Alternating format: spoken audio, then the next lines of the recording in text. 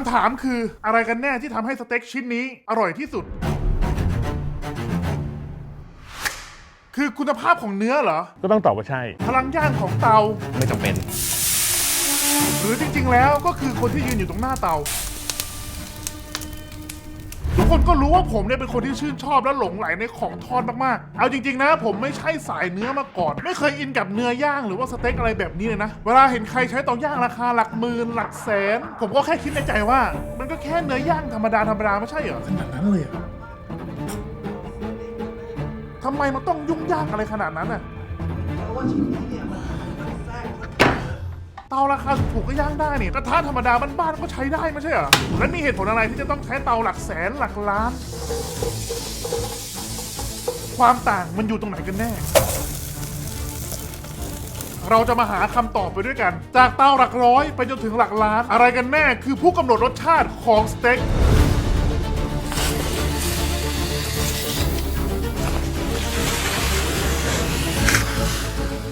เอาเข้าจริงๆจะทำสเต็กกินทุกวันนี้ง่ายมากๆก็แค่มีกระทะใบหนึ่งกับเตาแก๊สหรือเตาไฟฟ้าสักตัวจะย่างกับเนยหรือน้ำมันมะกอกก็แล้วแต่เลยครับแค่นี้เองก็ได้กินแล้วกับสเต็กย่างธรรมดา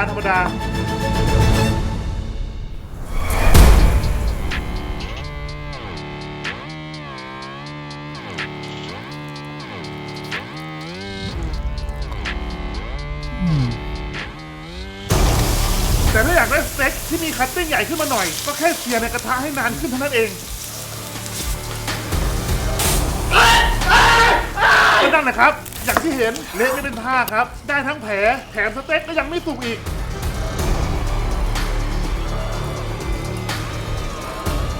และเหตุผลนี้นะครับที่ทำให้ผมตัดสินใจลองหาสั่งเตาย่างสเต็กแบบจริงๆจังๆดูสักทีจากที่ผมหาดูนะครับมันมีหลากหลายราคาหลายแบบมากทั้งถูกสุดๆไปจนถึงแพงหูฉีกฮะโหเชี่ยแสนกว่าแต่ยังไงก็เถอะครับถ้าจะเข้าวงการเนื้อจริงๆเนี่ยผมตัดสินใจแล้วครับผมขอเริ่มที่ตัวนี้แล้วกัน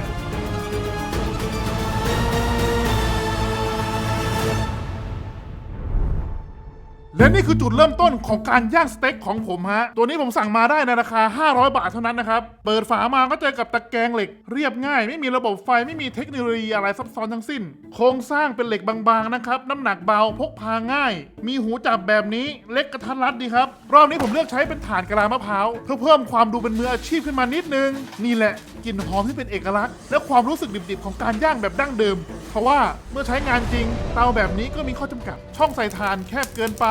ทำให้ไฟอยู่ใกล้กับชิ้นเนื้อจนบางครั้งควันและเขม่าก็ทำให้เนื้อกลายเป็นสีดำไปซะก่อนเพื่อควบคุมการย่างได้เหมือนคนอื่นผมก็ไม่สามารถสร้างโซนไฟแรงไฟอ่อนได้เลยและเมื่อผมใช้ไปสักพักเอาแล้วไงเมื่อความร้อนสะสมมันทำให้สีที่เคลือบอยู่ภายนอกเนี่ยค่อยๆหลุดล่อนออกมาดูสิครับนี่เพิ่งใช้เพียงแค่ครั้งเดียวนะเนี่ยแถมน้ำมันเนื้อก็ไหลออกมาเลอะเทอะไปหมดดูสิครับโอ้โหแต่ข้อดีของมันก็คือมีน้ำหนักที่เบาเคลื่อนย้ายสะดวกดีไซน์ดูดีและพร้อมที่จะพามันไปย่างได้ทุกที่นี่แหละครับครั้งแรกของผมมันอาจจะดูดำไปนิดนึงนะแต่ข้างในยังดูดีมีความฉ่ำมีน้ำชุ่มเนื้อแถมยังได้ระดับที่ผมชอบกินอีกด้วยนั่นคือมีเดียมไม่ดิบจนเกินไปสุกกำลังดีมีน้ำชุ่มเนื้อมีสีชมพูอ่อนๆนี่แหละคือเนื้อในอุดมคติของผม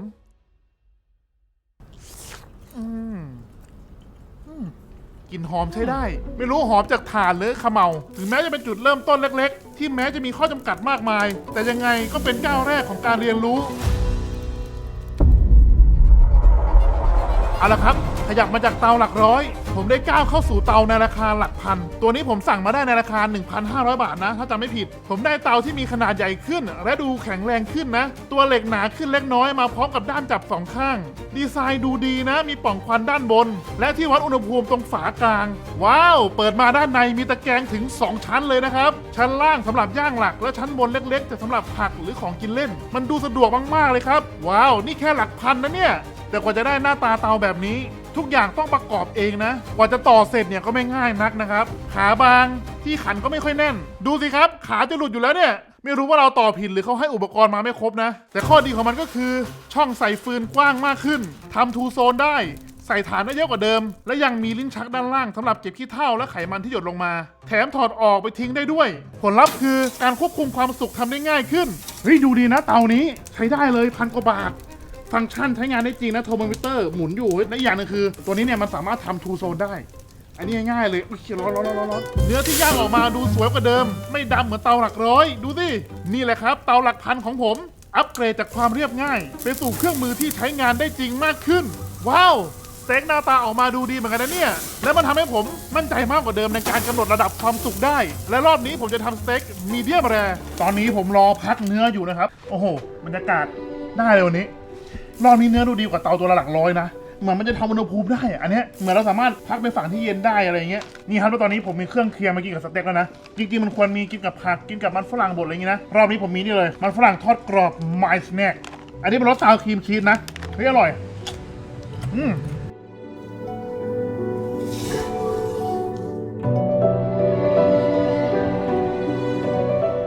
ผมว่าสเต็กเนี่ยจะดีหรือไม่ดีเนี่ยมันอยู่ที่ประสบการณ์คนย่างด้วยนะเฮ้ยแต่เตานี้ทำออกมาได้ดีเลยไม่แย่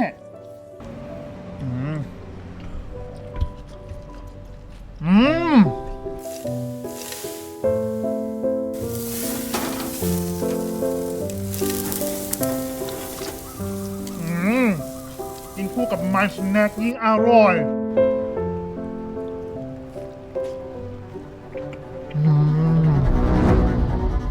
ตัวนี้กว่าจะได้มาเนี่ยผมตัดสินใจอยู่นานเหมือนกันนะว่าจะเอาแบบไหนดีเนี่ยเตาหลักหมื่นเหรอคิดแล้วคิดอีกเฮ้ยมันมีอีกแบบหนึ่งนะที่หลักหมื่นเหมือนกันแต่ว่าเป็นเตาถ่านคุมไฟอะไรได้แต่ว่าผมใช้ไม่สะดวกเอางี้ดีกว่าเพราะไลฟ์สไตล์ผมจริงๆแล้วผมเป็นคนที่กินอะไรง่ายๆไม่ได้แบบมาจุดเตาหรือกินกับเนื้อย่างอย่างที่ผมบอกไปผมเลยไปเจอตัวนี้มาเฮ้ยมันเป็นเตาย่างระบบอัจฉริยะมันทั้งย่างทั้งทอดได้ในตัวเดียวกันครับผมกดได้มาในราคา10,000นิดๆนะกดมาตอน 9.9 ตัวนี้คือ Ninja Foodie Smart Grill นะครับตัวนี้เป็นไซส์ XL เลยไซส์ใหญ่นะทำความร้อนได้สม่ำเสมอถึง260องศาจะจัดการได้ทั้งสเต็กแบบบางหรือแบบหนาเนี่ยก็ทำได้ง่ายมากๆครับตัวนี้เนี่ยเป็นตะกร้าหม้อทอดเครื่องเซรามิกนะครับขนาด 3.8 ลิตรคือเตานี้เนี่ยไม่ได้มีดีแค่ย่างนะครับแต่ครบทุกอย่างในเครื่องเดียวทั้งอบอุ่นอบลมร้อนทอดไร้น้ำมันแล้วอีกอย่างหนึ่งที่ผมสนใจตัวนี้ก็คือปกติเวลาเราย่างสเต็กใช่ไหมมันฟีลเหมือนเราแบบรอผลสอบปลายภาคย่างเสร็จปุ๊บต้องมาลุ้นอีกทีนึงว่าเฮ้ยข้างในจะสุกแบบมีเดียมแรจะแรหรืออะไรแต่รอบนี้ไม่ต้องลุ้นครับเพราะว่าเขามีนี่ฮะ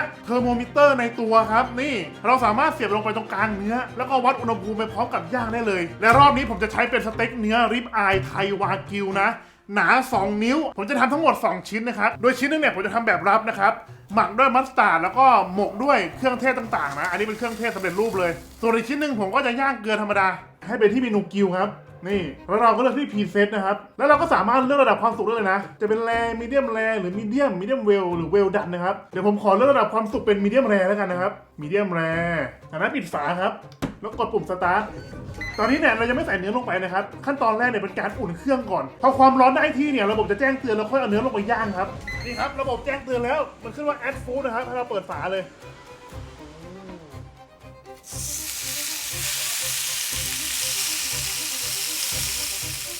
ดูดิครับตรงนี้หน้าจอ LED เนี่ยมันบอกอุณหภูมิภายในเนื้อที่เราต้องการนะอุณหภูมิที่ต้องการคือ 47 ตอนนี้อุณหภูมิในเนื้ออยู่ที่ 27 องศาอันนี้คือดีมากไม่ต้องลุ้นไม่ต้องวัดอะไรเลย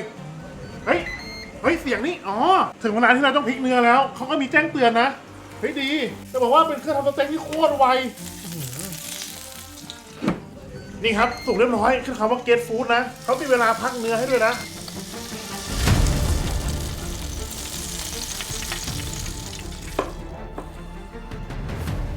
เฮ้ยดีมากเป็นเครื่องที่ทำสเต็กได้โคตรง่าย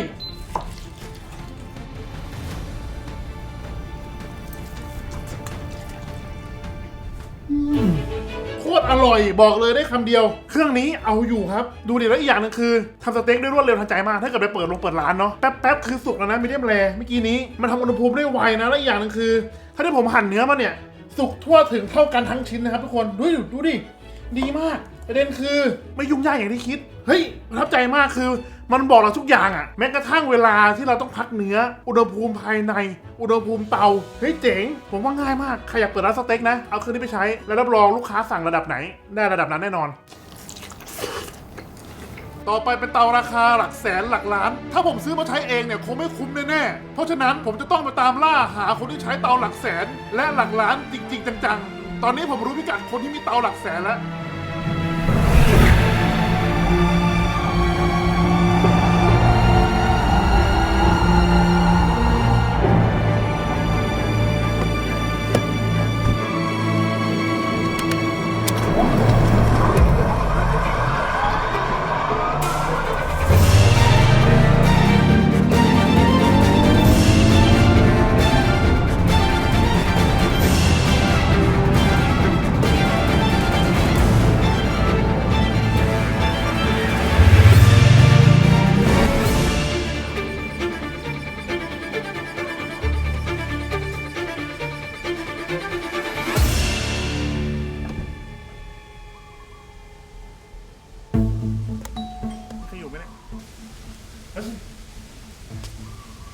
อะไรอ่ะนี่พี่เบนครับเนี่ยใช่ครับได้ข่าวว่าที่นี่มีเตาตัวละแสนจริงป่ะพี่จริงเฮ้ยจริงไงผมขอเข้าไปดูหน่อยได้ไหมครับมาเลยครับเฮ้ยได้นะพี่เปิดประตูผมหน่อยดิปีเลยปีเลยเหรอปีเลยลำบากเอานะไม่ได้เดี๋ยวมาดิประตูเปิดอยู่ประตูเจอและนี่คือหน้าตาของคนที่เป็นเจ้าของเตาย่างสเต็กราคาหลักแสนครับ120,000นิดมีเศษนิดนึงด้วยนะเตาที่เราเอามาใช้ย่างเนื้อในคราวนี้คือเตาที่เรียกว่าคามาโดโจนี่ก็คือตัวบอดี้มันเป็นเซรามิกซึ่งเก็บความร้อนได้แบบว่าดีมากๆถึงแม้ว่าไฟมันจะมอดไปแล้วนะมันก็ยังสามารถเก็บความร้อนได้ยาวนานฟังก์ชันเตาอันนี้จริงๆก็คือมันควบคุมแบบแมนนวลมันจะใช้เป็น air flow อย่างเดียวก็คือใช้ออกซิเจนในการที่เราจะปรับความร้อนก็คือจะมีทั้งบนเขาเรียกบนป่องเมื่อกี้ที่เราปรับกับด้านล่างก็คือลมจากด้านล่างดูดเข้า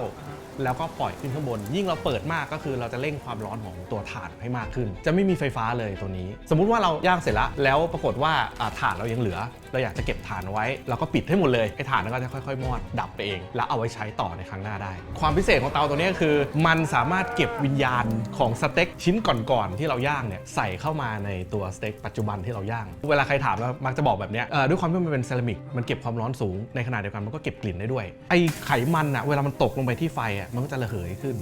ทีเนี้ยไอ้ด้วยความที่เชฟมันเป็นโดมแบบนี้มันก็ทำให้ควันเนี่ยมันล้อมขึ้นแล้วก็ออกจากปล่องไอ้จังหวะนั่นแหละไอ้ตัวเซรามิกเนี่ยมันจะเก็บไอ้ไขมันตรงนั้นที่มันระเหยขึ้นมาเป็นชั้นๆเราจะสังเกตเห็นว่าตัวเตาเนี่ยดำปีเลยฮะจริงๆแล้วอ่ะตอนซื้อใหม่มาไม่ใช่สีนี้นะมันเป็นสีออกแบบประมาณขาวๆนวลๆนิดนึงนั่นแหละมันก็เคลือบจนมันมีกลิ่นติดพอเราปิดฝาปุ๊บกลิ่นต่างๆเนี่ยมันก็จะยัดเข้ามาอยู่ในตัวสเต็กของเราก็จะมีกลิ่นที่มีเอกลักษณ์ถ้าจะทำสเต็กให้อร่อยได้จำเป็นต้องใช้เตาแพงๆไหมตอบได้เลยว่าไม่จำเป็นเราเน้นที่อุณหภูมิการวัดอุณหภูมิของตัวเนื้อที่เหมาะสมกับเนื้อชนิดต่างๆจริงๆแล้วหลักๆเลยอ่ะคือเรื่องของสายพันธุ์อาหารและการเลี้ยงดูของตัวฟาร์มแต่ละฟาร์มสกอร์ต่างๆอย่างเช่นพวกไขมันแทรกนู่นนี่นั่นแต่สุดท้ายแล้วเนี่ยก็คืออยู่ที่เราเองที่เราชอบเนื้อแบบไหนประเภทบางคนชอบกินเหนียวบางคนชอบแบบมันแทรกเยอะๆบางคนชอบลีนๆแต่ไม่เหนียวอะไรเงี้ยทีเนี้ยมันก็ต้องอยู่ที่ว่าตัวเนื้อที่เราเลือกมาใช้อ่ะมันเป็นเนื้อแบบไหนพูดถึงความถูกต้องแล้วเราต้องบอกว่ามันไม่มีอะไรผิดไม่มีอะไรถูกเลยอ่ะเพราะว่าอย่างหนึ่งเลยคือสเต็กบางคนบอกกินสุกแบบสุกเลยเวลดันเลยบางคนบอกกินดิบนี่ก็คือมีความแตกต่างของการกินละเพราะฉะนั้นเราจะกินแบบไหนขึ้นอยู่กับความชอบส่วนตัวแต่ไอความชอบส่วนตัวเนี้ยเราจะหาคุกกิ้งเมธอดหรือว่าหาวิธีการทำให้เหมาะสมให้ตรงตามที่เราจริตที่เราอยากจะกินเนี่ยอันนั้นแหละคือสำคัญที่สุดชุดเดียว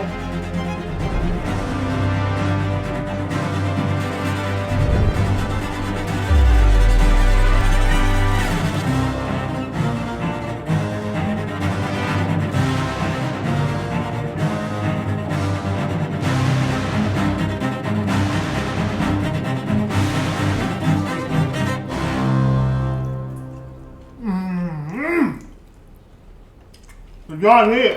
ต่างกันลิบลับเลยเนาะกับขาเลยต่างกันลิบลับย่างกินอยู่บ้านผมว่าให้พี่เบนย่างกินสบายสุดแล้วอร่อยด้วยโอ้โหดีนุ่มมากอ่ะดูดิกับขาดขนาดนี้เลยพี่ถ้ามันต้องออกแรงดึงอ่ะเข้มข้นแล้วผมไม่แปลกใจว่าเตาราคานี้เนี่ยมันทำอะไรได้บ้างมันทำได้มากกว่าเตาหลักร้อยหลักหมื่นหลักพันจริงๆและอย่างนึงคือมันอยู่ที่ประสบการณ์คนย่างด้วยถูกต้องไหมพี่ใช่สุดยอดต่อไปครับเดี๋ยวเราให้พี่เบนพาไปดูเตาหลักร้านเลยดีกว่าได้ไปครับผมไปเตาหลักร้านเลยดีกว่ารับรองว่าต่างจากนี้แน่นอนจะบอกว่าคลิปนี้ไม่มีสปอนเซอร์นะครับทุกคนถ้าเกิดทุกคนคิดว่าคลิปนี้มีประโยชน์หรือว่าชอบคลิปนี้เนี่ยฝากทุกคนเข้าไปอุดหนุนสินค้าในลิงก์ร้านค้าที่ผมปักอยู่ใน YouTube นี้ด้วยนะครับก็จะเป็นสินค้าที่เกี่ยวกับการย่างสเต็กในคลิปนี้ทั้งหมดนะครับไม่ว่าจะเตาหลักร้อยหลักพันหลักหมื่นหรือว่าอุปกรณ์ต่างๆนะหรือไม่ก็ซุปเปอร์แตงก็ได้ง่ายๆครับผมขอบคุณมากครับและนี่คือผู้ที่ครอบครองเตาย่างสเต็กในราคาหลักล้านบาทครับนั่นก็คือเชฟออฟเชฟกระทะเหล็กแห่งประเทศไทยครับผมเตาตัวนี้นะครับเป็นเตาย่างแบบเปิดนะครับผมโดยการใช้ถ่านหรือว่าใช้ฟืนนะครับผมเป็นเตาย่างของ Josper ตอนนั้นที่สั่งเข้ามาเนี่ยอยู่ในราคา 1.4 ล้านเป็นสเตนเลสที่ออกแบบดีไซน์ที่พื้นฐานฟิสิกส์เลยครับผมไม่ได้มีกลไกอะไรเลยแค่การออกแบบของเขาแค่นั้นเองโอเคอย่างที่พี่อ้อมบอกไว้ตอนแรกว่ามันเป็นคล้ายๆกับสเตนเลสหล่อหรือว่าสเตนเลสชิ้นเดียวพี่อ้อมไม่รู้จริงๆแต่ที่รู้ชัวร์ๆคือน้องลองดูว่าพวกนี้มันไม่ร้อนมัน จับได้หมดเลย มันไม่ร้อนมันไม่ทำอันตรายต่อเราเวลาเราทำงานแขนไม่โดน ถ้าเป็นเตาย่างธรรมดาที่เป็นชิ้นเดียวบางทีแขนเป็นรอยหมดอะแต่นี่คือเราก็แขนวางได้สบายนะแล้วก็อย่างที่พี่บอกว่าแองเกิลของตัวถาดกริลเนี่ยมันทำองศาเอียงขึ้นมาทำองศาเอียงขึ้นมาประมาณ 25%เพื่อที่ให้น้ำมันส่วนใหญ่ที่เขาเรียกว่าเป็นตัว oil collector นี่คือ oil gutter แล้วก็มีบางส่วนบ้างที่หล่นไปในถ่านแต่น้อยมากๆเดี๋ยวเราก็จะได้เห็นเวลาพี่อ๊อฟย่างแล้วตรงนี้ก็เป็นตัว resting บนนี้ถ้าจำไม่ผิดประมาณ100 กว่าเหมือนกันนะแถวเนี้ยในเมื่อผมทำร้านสเต็กเฮาส์ผมทำร้านเนื้อ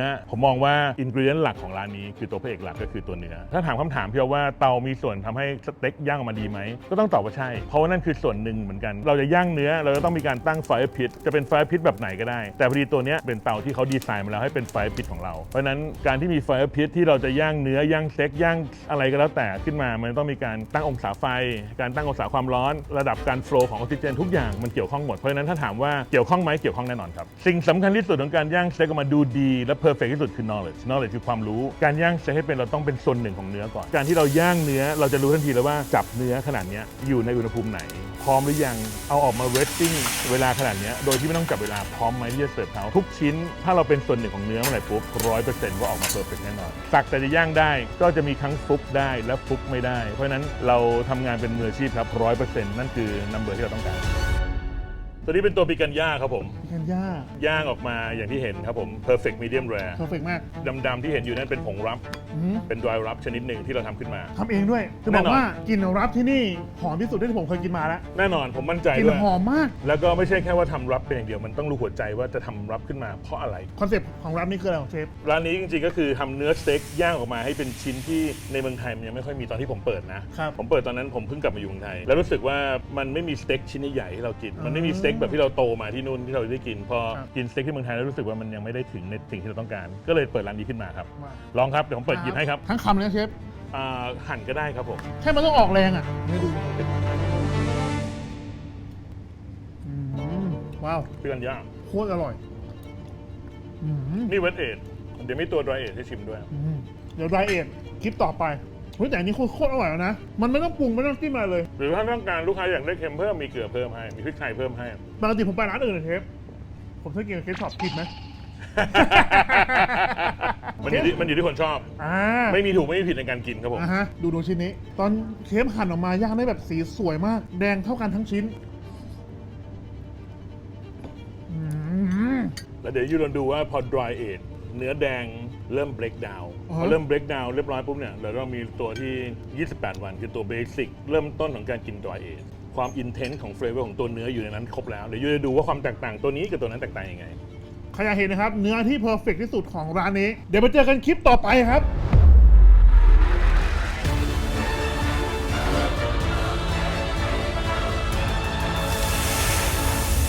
เสร็จเรียบร้อยครับผม โอ้โหวันนี้เป็นบุญปากมาก ที่ได้กินสเต็กจากเตาราคาหลักล้านนะครับ โอ้โห เอาจริงๆมันก็ไม่ได้พิเศษอะไรมากมาย ใช่ อยู่ที่คนย่างล้วนๆเลย ใช่อยู่ที่ knowledge คนย่างครับผมอยู่ที่ความรู้ของคนย่าง สุดยอดครับเชฟ สมคำล่ำลือครับ เชฟออฟนะฮะ ร้านบิสตี้ บิสตี้ครับผม เปิดยังไงบ้างครับเชฟ เปิด 5 โมงเย็นปิดได้ทุกเวลาครับถือว่าวันนี้จองหมด 4 ทุ่ม ครับ ลูกค้าออกเรียบร้อยปุ๊บก็ปิดเลย ปิดเลย ฮะ ไม่มีแบบเปิดยาวจนถึงปิดร้านไม่มี ไม่มี สุดยอดมากครับผมกับคลิปนี้นะครับกับเตาย่างสเต็กหลักร้อยมาจนถึงหลักล้านนะครับผมใครชอบเตาย่างตัวไหน เราไปหาเซิร์ชข้อมูลดู ฮะ นะถ้าเกิดว่าใครอยากกินไม่อยากซื้อทำกินเองมาที่ร้านนี้ได้ครับ มาเลยครับผม บิสตี้ครับผม The Best ครับผมแล้วก็อย่าลืมนะครับคลิปนี้ไม่มีสปอนเซอร์นะครับใครอยากสนับสนุนผมก็รบกวนคลิกที่ตะกร้าด้านล่าง ได้เลย สนับสนุน ครับ สินค้าหน่อยสั่งจัสเปอร์นี่ก็ได้ ได้อย่าลืมถ้าอยากได้กดเลย กดได้เลย ผม ครับผม มั่นใจว่ามีแน่นอน แล้ววันนี้ขอบคุณเชฟมากครับผม ขอบคุณมากครับผม โอ้ย ขอบคุณ สุดยอด มากครับ มากครับ